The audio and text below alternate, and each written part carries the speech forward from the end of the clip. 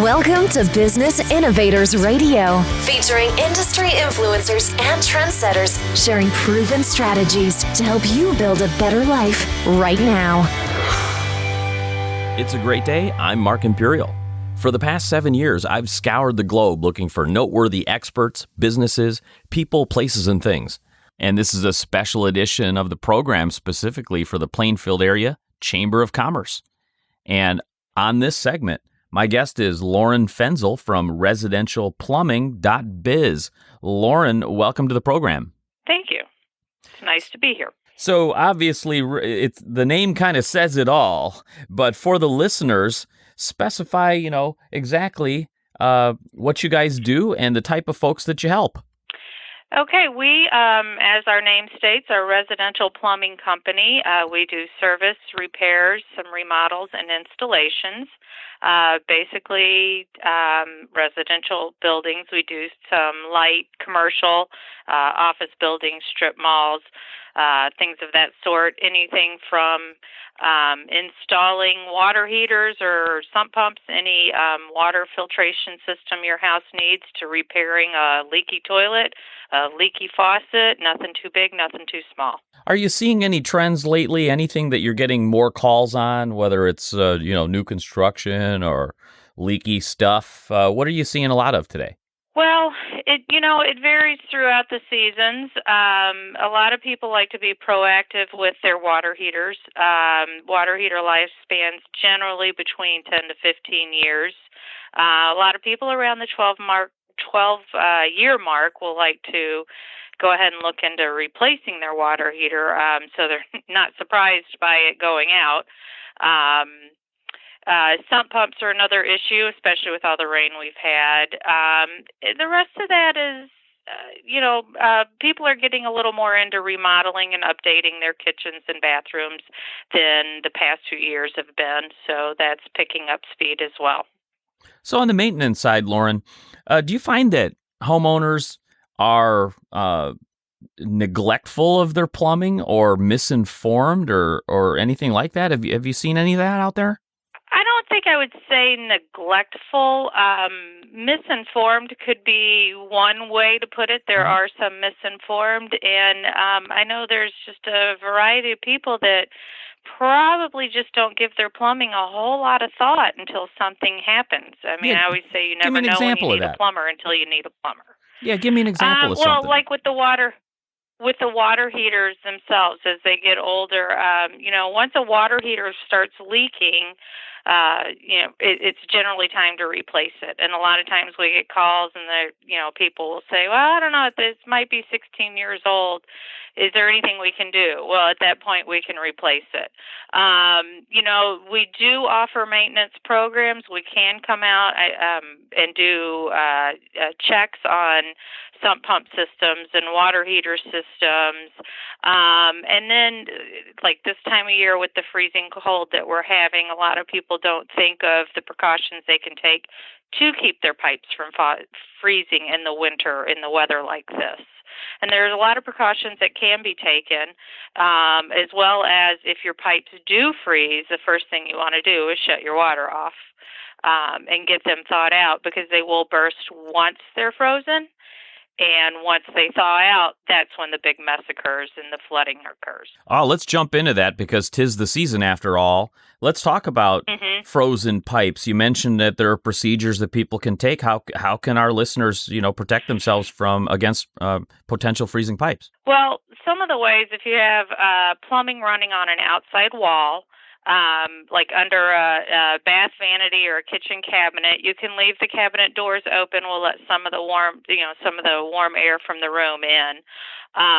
If there is room and space, you can get insulated tape, newspapers, fabric, anything would work to put a little insulation around the pipes in a cold area. You could leave your water running at a slow drip as long as some water is moving through. those are a few of the things you can do preventatively. Mm-hmm. As I said, if it happens and it freezes, you want to get it thawed. You want to get your water shut off and thawed out as soon as possible. Curious, is that something, preventative that you can actually help a homeowner with if they want you to come out and take a look? Because I don't think a lot of people really know where their pipes are and where they run in the house. Yeah, we could come out and take a look. We do offer we offer, our company itself is called, it's our pipeline program, Mm-hmm. Pipeline Plus program, and it's we come out and do a complete plumbing inspection of your home. Check all your faucets, your toilets, your water heater, your sump pump, any plumbing function you have in your house, and give you an assessment of how it's working, maybe what kind of lifespan the sump pump or water heater has. And along that lines, we will also be able to see, give you an idea of where your plumbing's running, what plumbing is running on an outside wall. It can't be avoided all the time, but and homes have plumbing on outside walls, but you just prefer it not to be. But we can, certainly do that for you and give you some advice as how to try and safeguard your house in the winter. That sounds like a very useful visit to me. So, Lauren, tell us a little bit about what do you feel with your maintenance programs, for example. What should the homeowners really be aware of on an annual basis? What should they be maintaining or checking on? On an annual basis, you want to maintain your water heater, your sump pumps. Majority of the water heaters, like I said, if they go, it's not always just a no hot water. Sometimes they spring a leak. They start leaking from the bottom. If they're in a finished basement, if they're in an upstairs utility closet, that's going to cause a problem. It's going to cause a big mess. The same thing with the sump pumps. You want to make sure your sump pumps are running properly. There's nothing clogging them, because if they fail when they're needed the most, you're going to end up with inches of water in your basement. And to me, it's just the price to have it all checked is an added insurance security as to having to redo an entire basement. Right on. Is there anything that I may not have even thought to ask you that you'd want to make anyone aware of to make sure that they're successful and in maintaining their plumbing? Just keep your eyes and ears open. It's from the minor things to slow leak out of a lavatory faucet or a toilet running intermittently. That can run your water bill up. All that is just running water at your expense. So to be sure, be aware of what your house is doing. Right on. So, Lauren, for our listeners out there that would like to connect with you and work with you, how do they find you? Well, we have a website, residentialplumbing.biz. We are based out in Naperville. They can look us up on our website. They can also call us at 630-978-9696, and we service the southwest suburbs. Terrific. Lauren, it's been a pleasure having you on the program. Thanks for sharing with our listeners today, and I wish you continued success for you and all of your clients. Thank you, Mark. Thank you for having me.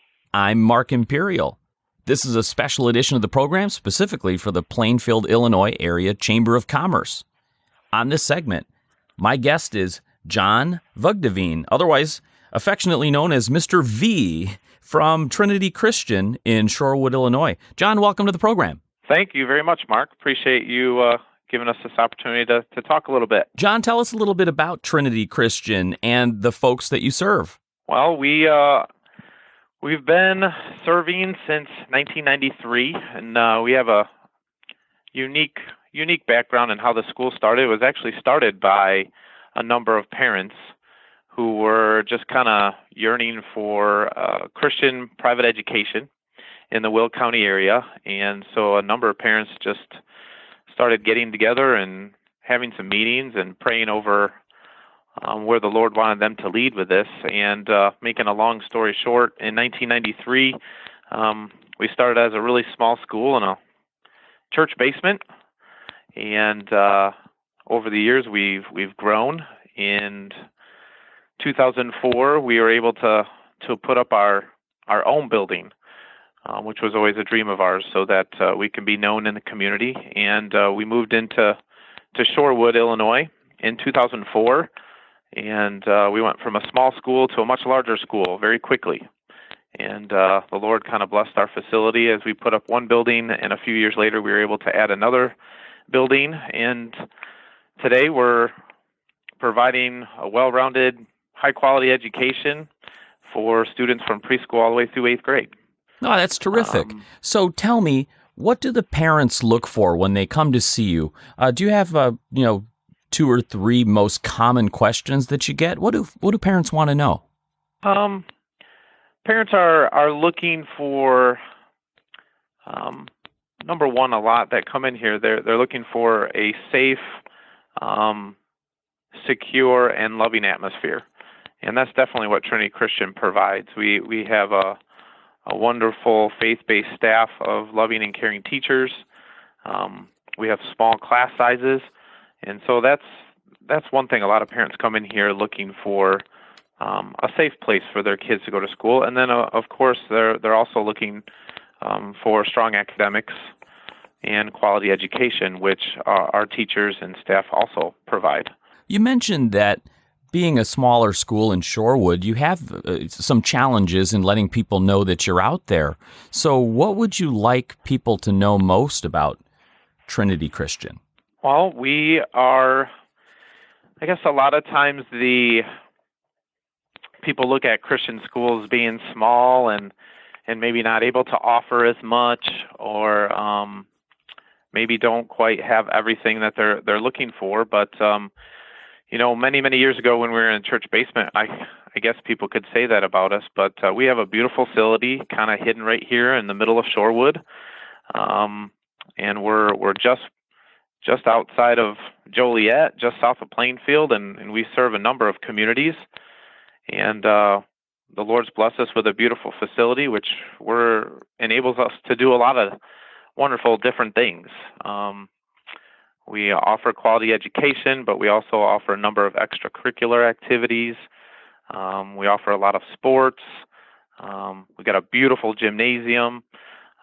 So we're able to offer a lot of those things, and I think a lot of times people maybe just see small private school and might not think that all those things are offered, but we have a lot of those things and are proud to do it in a very good way. So Jon, will you share with us a little bit of your journey and how you got started with Trinity Christian?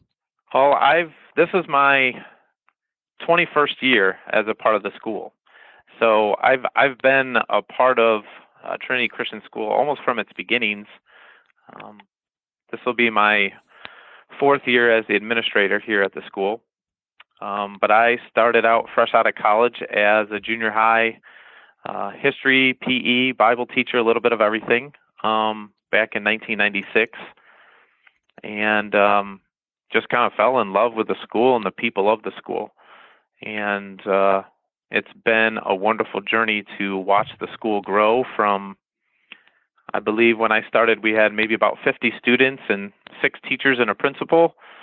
And today we're in the kindergarten through 8th grade program. We have over 270 students and a much bigger and stronger staff, as well as our preschool program has also grown and become quite the community preschool as well.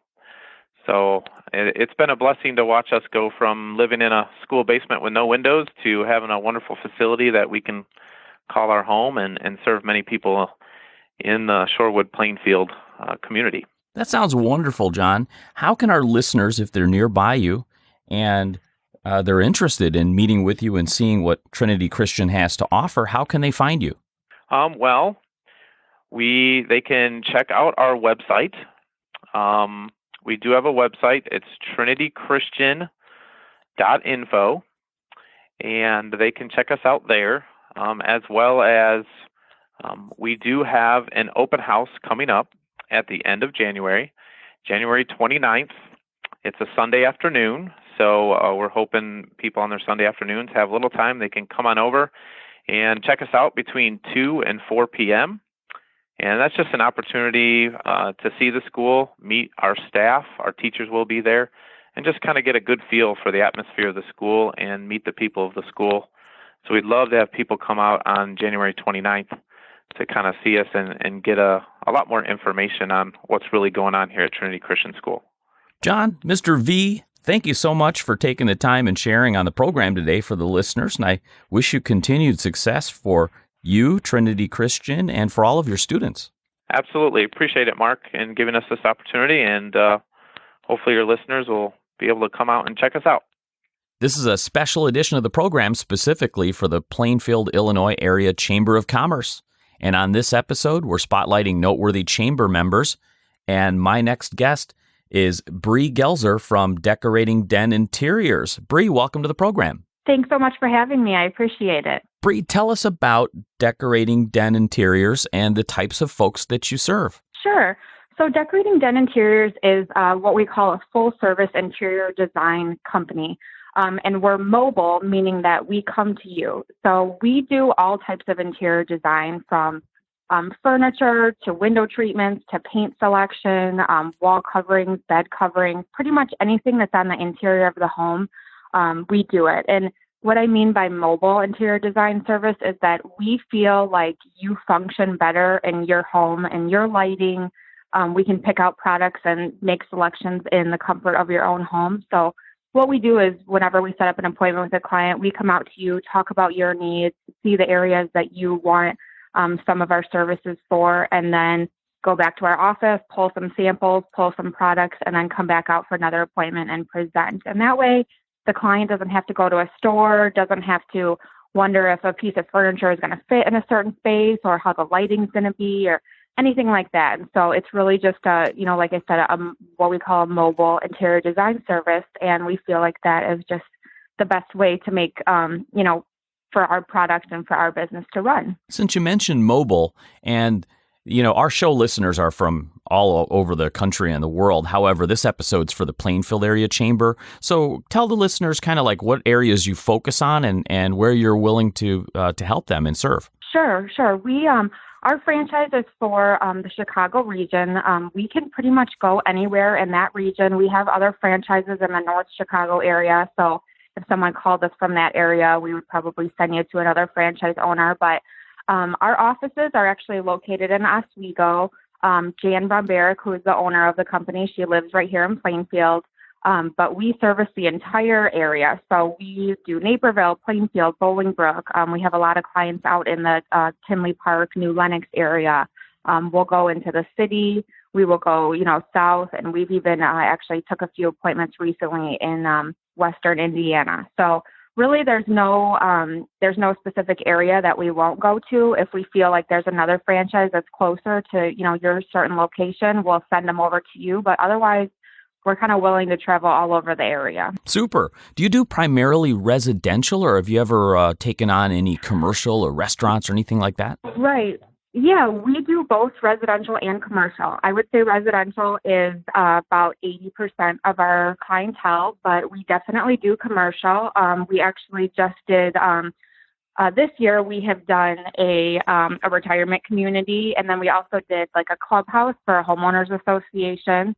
In the past, we have done restaurants. We've done like a spa, a massage place, and yeah. So we'll definitely do. We have stuff for commercial. We have a lot of products and vendors that are specifically for commercial clients. So we definitely tap into both areas. I know a lot of folks that could certainly use interior design, but I think there's like not a lot of knowledge about that. What do you find out there? Are a lot of people knowledgeable about working with an interior decorator, or is that something that the world needs more education on? Well, you know what? It's kind of hit or miss, and nowadays with social media and then some like online sites such as Pinterest and Houzz.com, there's a lot of people that are do-it-yourselfers, and that's great. I mean, I'm a do-it-yourselfer. Like I said, Jan is a do-it-yourselfer. We have a couple of decorators on staff, and And we definitely understand the people that do that. But there also is definitely a science to interior design. There's things like scale and proportion and balance and things like that sometimes people just they don't get. There's also this, I guess, opinion sometimes that in the past people used to have everything very like matchy, as if maybe like you'd see it in a JCPenney catalog, where everything kind of matches in the room. And nowadays it's kind of like an eclectic mix. You can mix and match colors and different fabrics and patterns and things like that. And so there definitely is some education and science to interior design. Some people just have an eye for it and they can do a great job, and others just can't quite get it, even if they, try to do it themselves. And so that's where we come in and help. And the other thing too is we do a lot of window treatments, and just something simple as privacy blinds and shutters and shades and things like that.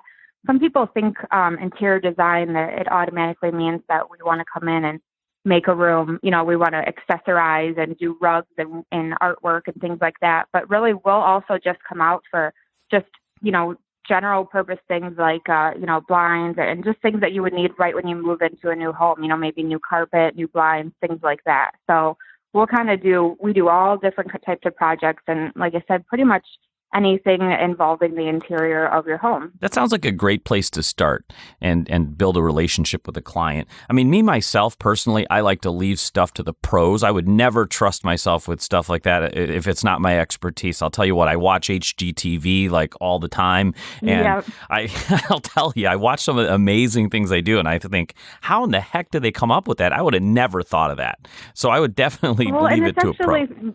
Right. And it's funny, too, because those shows, we love HGTV as well, but it's so funny when we see those shows because they make it appear as if it happens in a day. And it's like, that it doesn't. Like, it takes time to order these products and to get them in and to do all of the work. And so sometimes we'll get a client that says, like, they'll call and say, can it be done this weekend? It's like, this isn't HGTV, and that's not real. So, But yeah, and like you had said, you like to leave stuff to the pros. We can't tell you how many times we've had a client that says, I'm going to do it myself. I think that, whether they don't like what we show or they think it's too expensive or something. And then a couple of months later, they call back and they're like, I don't know why I tried to do this. I ended up spending more money doing it myself and still didn't get the look that I wanted when I should have just hired you in the beginning. So I know exactly what you mean. They're well-meaning, but if that's not their field, it's like, exactly. So tell me, how do people get started then? What is that like? When people come to see you for the first time, are there like 2 or 3 most common questions that they approach you with? Well, what we do, we offer 2 different types of appointments. So one is an idea appointment and one is a product appointment. And so if someone is kind of what we had discussed before, a do-it-yourselfer, and they just they want to shop, they want to go out, they want to get their own stuff, we'll come into the home and we'll offer them an idea appointment and, kind of just let them know, hey, here is how we think this room should be laid out. Sometimes people don't have furniture placement correctly. They hang their artwork too high or too low. And so we can give them ideas on that. If they, and that's just an hourly appointment. If they want a product appointment, then we come out. Our first appointment is a complimentary consultation. And so we'll come out to their home.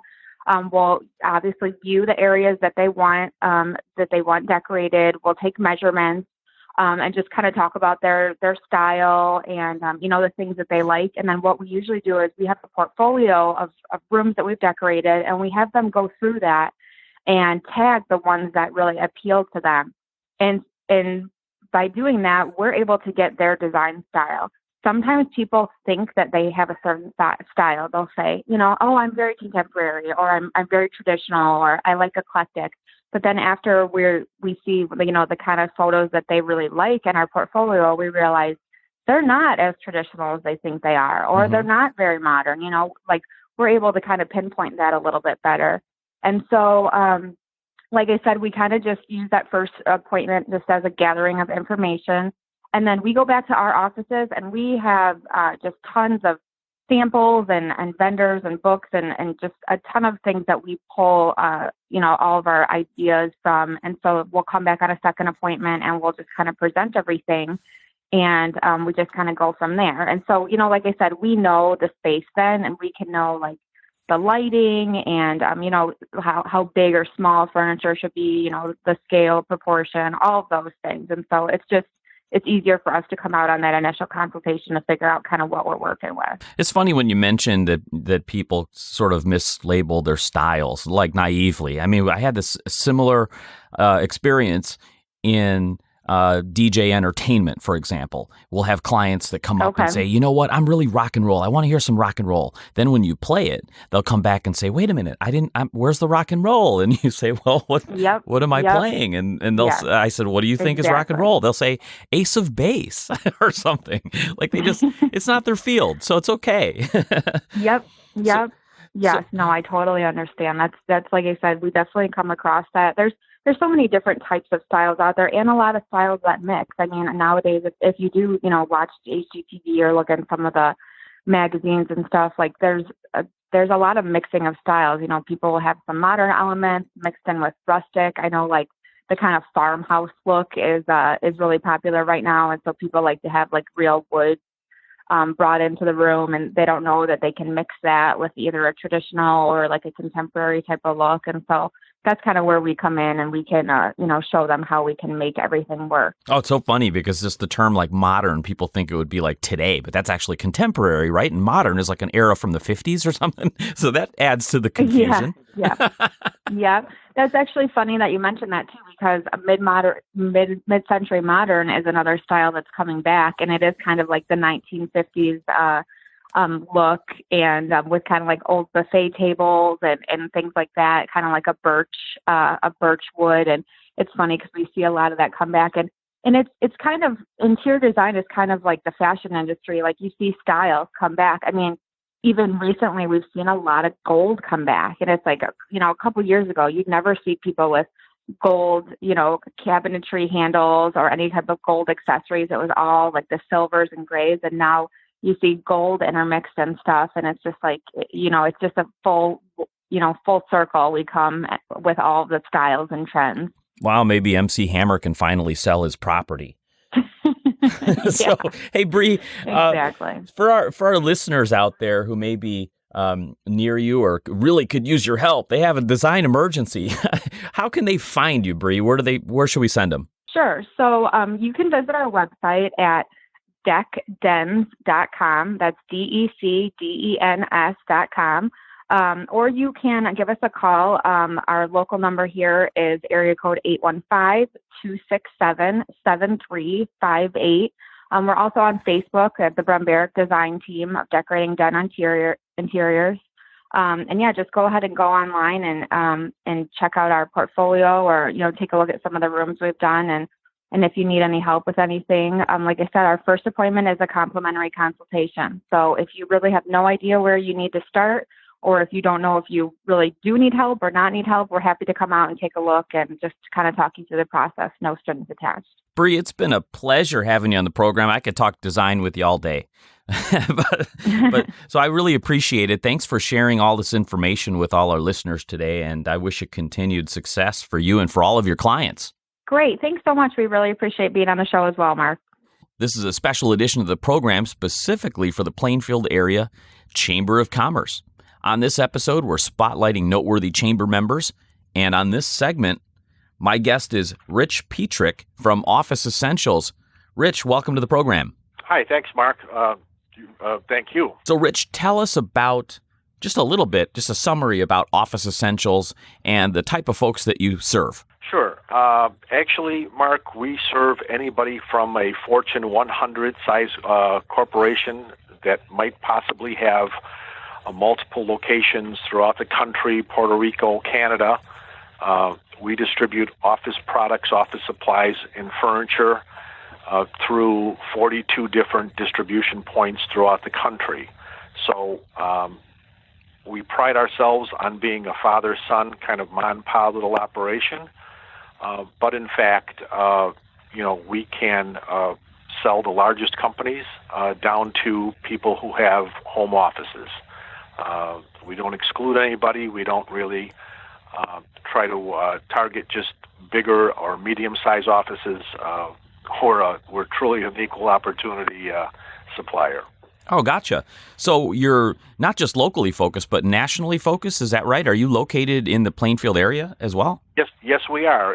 As a matter of fact, my son resides in Plainfield. I was a Plainfield resident for nearly 20 years until I moved out to Yorkville. The company has moved in its history 3 times. I've been in the office supply business personally now. This is my 44th year coming to an end. Next year will be my 45th year in this business. So I don't know a lot of things perhaps, but I know a little bit about office supplies, and I think how to distribute them to customers. Oh, right on. So tell us a little bit. Let's dig into that a little bit. What are the 2 or 3 biggest questions you get from a prospective business that would like to explore working with you? What kind of questions do you get? Well, Mark, probably the biggest question is, this is a question that maybe I would ask a potential supplier is, why should I do business? A customer might ask, Rich, why should I do business with Office Essentials? And I wouldn't even hesitate to tell them that, the big pens that we sell, our big pens, don't have more ink.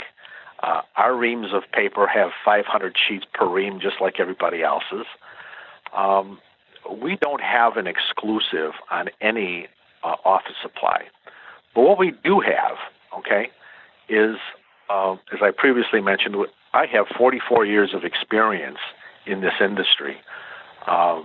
We don't sell customers because we want to. We sell customers because we need to. We're a family small business concern, and we've been one for a very, very, very long time now. Obviously, so we have. It always hasn't been easy. At one point in our history, we had 48 employees. 48 employees we had. Today, there are 3 of us. So, the past 12 years have been pretty tough on us, to say the least. Actually, we went through a major reorganization in 2000, where we went through about 14 different bankruptcies. 14 different customers went bankrupt on us. And we had to restructure at that point. We just couldn't move forward. And part of that restructuring was to have to tell 48 people that there weren't going to be any more paychecks coming. It was maybe the blackest part of my business life, without question. But out of those ashes, we rebuilt, and God bless our customers, because so many of them never swayed, never left us, stood by us, continued to support us, and I tell people all the time, we have been big and we have been small, and in many ways, smaller sometimes is better. You have less exposure. I never went into this business thinking I was going to be a millionaire. So you put in a good hard day and you do the best you can for the people that you have, and that's good enough. So let's talk about that a little bit. This is really fascinating. You mentioned that the business environment, you were seeing a shrinkage of that starting way back in 2000, even before the collapse. So what do you feel were the disruptors in the economy even starting back in 2000 up until now? Well, I think it's I think it's the housing collapse had a lot to do with it. What about before that? You said that a bunch of your clients were folding even back to 2000. Well, there's no question. There's no question. And these are companies, these are companies that were third generation large companies that did very well. In a couple cases, it was simply a question of the grandfather started a company, the father made that company a better company, and then the proverbial idiot son took over and and destroyed it. That I think I could point to two of those situations, but the other situations were purely economical and a sign of the times. Back then the tail wagged the dog. It didn't matter if you had a good product and a good service and you were a good, honest, hardworking guy. If a lot of your customers were having a hard time and just simply couldn't afford to buy in the same volume and or the same frequency of volume, that affected your bottom line. And I look back and I got caught up in that very same mix. As we got bigger, our exposure got bigger, our inventory got bigger, our payroll got bigger, our receivables certainly got bigger, our payables grew. So, in direct, I think, relationship to the business that we were doing. So when that starts taking a downturn, you start getting hit on all sides, but you've already kind of made a base. You've already kind of built up an organization to try to maintain X amount of business. And when that business is not there, you still have the debt and the responsibility to keep it going. And at some point, there's always upticks and downticks, but you can go back to the late 90s and just start watching, everything going down, unemployment going up. When you have less people in my industry, office supplies, summer is slow. So everybody wonders, why would summer be slow? Because it's vacation time for most people. And if they're not in the office and they're not at home in their home business, if they're out on the beach or doing whatever they're going to be doing on vacation at Disney World or wherever, they're not buying office supplies. So if employees are losing their jobs and people are losing their small home businesses, it's hard when you're in the service-related industry to maintain, or growing was not even an option. It completely was not an option, because then what happens is everybody, and I mean collectively everybody, the big box stores and everybody else, everybody starts trying to lower price, get more business by lowering price. This kind of doesn't help the whole scenario, but that's the world we live in today. And you just do the very, very best that you possibly can with what you have left. And we've existed.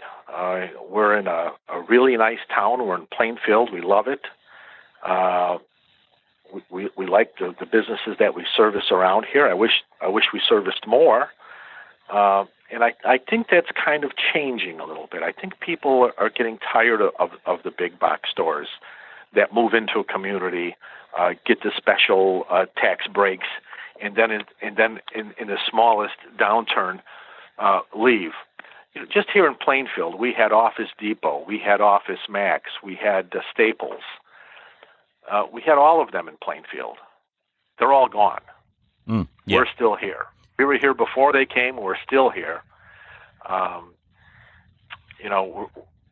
We don't believe in the whole loaf theory that you have to make a lot of money on every sale. A little slice here and a crumb there and half a slice here.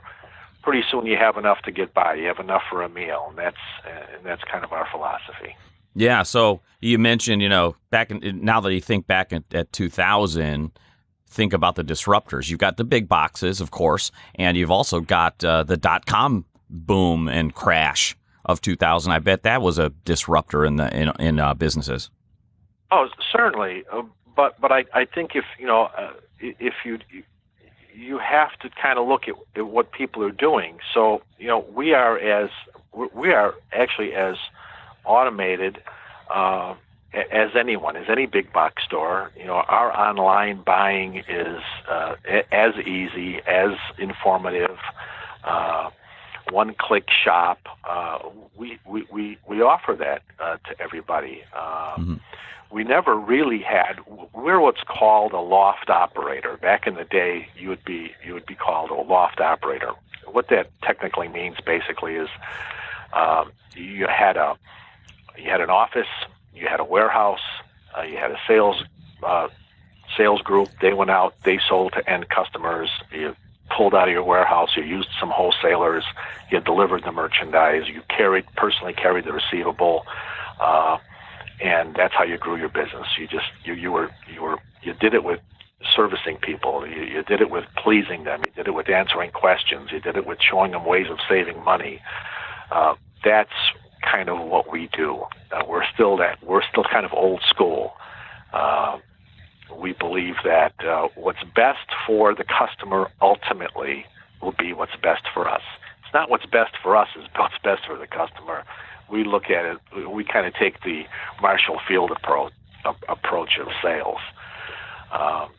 So having said all that, I got into this business with a Fortune 100 company, Boise Cascade. Yeah, I was going to actually ask you how you got started in this business, but before you do that, let's not leave people hanging. Some people don't know what the Marshall Fields approach is. Just summarize that for them real quick. Well, the Marshall Field approach is the customer is always right. Mm-hmm. That's how he built his retail fortune. Their motto simply was, the customer is always right. All right, terrific. So it's customer. Yeah, the customer's concern, the customer's interests come first and foremost, and ultimately, I think if you project that and you believe it and you live it, it'll be what's best for you in the long run. Right on. Yeah, I'll be mindful of the clock here, Rich. Give us a snapshot of how you got started in this business. I'm really curious. Well, I was an operating engineer. I was a millwright out of the service for Danley Machine, a great company in Cicero, Illinois, and from there I became an operating engineer, stationary operating engineer, high-pressure boilers, and I worked the swing shift, Mark. We worked 10 days, 10 days afternoons, 10 days midnights, and then did the whole thing all over again. So it was the ultimate swing shift. It was not easy to do. But in the long run, I didn't think that's what I wanted to do for the rest of my life. So I started, when I was on midnights, I would go out job hunting, and I wanted to get into sales, some kind of a sales job, and ultimately I found my way to Jackson and Jefferson, downtown Chicago, with Boise Cascade. Boise Cascade had, at that point, just recently bought a company called Order from Hoarders. That was the oldest office supply stationer in the city of Chicago. E.J. Hoarder owned it, sold it to Boise Cascade. Yeah, it's a great name, actually. They had a lot of retail stores in the Loop. And I kind of cut my teeth on office supplies with old Hoarder, E.J. Hoarder's employees. A gentleman named Ben Ragusa was E.J. Hoarder's personal chauffeur. He sat across from me. These guys were all in their 70s and 80s. And when E.J. Hoarder sold that company to Boise, he made sure that Boise gave his employees a lifetime job. If they wanted to work till they were 100, they could have worked till they were 100. So he thought a lot about people. And those old pros kind of taught me the ins and outs and how to sell, how to treat people, at least business people, because I was ignorant of that. I didn't even own a suit when I took that job, and I started there. I made in a month what I was making in a week as an operating engineer, but shortly I was making. I went on commission and. I was making six digits in the very early 70s. So it was the right move for me and my family. And like most big companies, Boise was no exception. They got very big, and they kind of forgot who they got big with. And the commission program kind of went the way of a salary bonus, and that everything kind of changed, and I didn't see my future going forward with them. So I simply opened up. At that time, it was Great Midwest Office Specialties, and we made that run till the year 2000. And in 2000, we reopened as Office Essentials. and my son Richie is the president of Office Essentials. I'm the general manager, and we've never looked back from 2000. We've grown every year a little bit, and it's kind of a small growth equals easy management. Terrific. So, we got about 30 seconds here. Can you tell our listeners if they'd like to connect with you? It sounds like you have a wonderful, operation and a very personal touch with working with them. Could you give our listeners a way to connect with you and find you and work with you? Absolutely. First of all, anybody who has any questions or any concerns or needs some direction with office products can call us at 815-439-8888. Or they can simply go to our webpage, which is www.oeinc.biz. That's B-I-Z. Send us an email. Our email address is mail, M-I-L, M-A-I-L, at oeinc.biz as well. Mark, I want to thank you for this opportunity. I really appreciate it. It's kind of nice and refreshing that a small family business can get some exposure that on your radio show, and we really certainly appreciate it. It's my pleasure, Rich. Thank you so much. I really appreciate you taking the time today, and I wish you continued success for your company and for all of your clients. Well, thank you, Mark. If you know a remarkable expert, business, person, place, or thing that we should feature on the show, drop me a line on my email, radioguest@markimperial.com. That's radioguest@markimperial.com. Until next time, I'm Mark Imperial. Take care and make it a remarkable week. Thanks for listening to Business Innovators Radio. To hear all episodes featuring leading industry influencers and trendsetters, visit us online at businessinnovatorsradio.com today.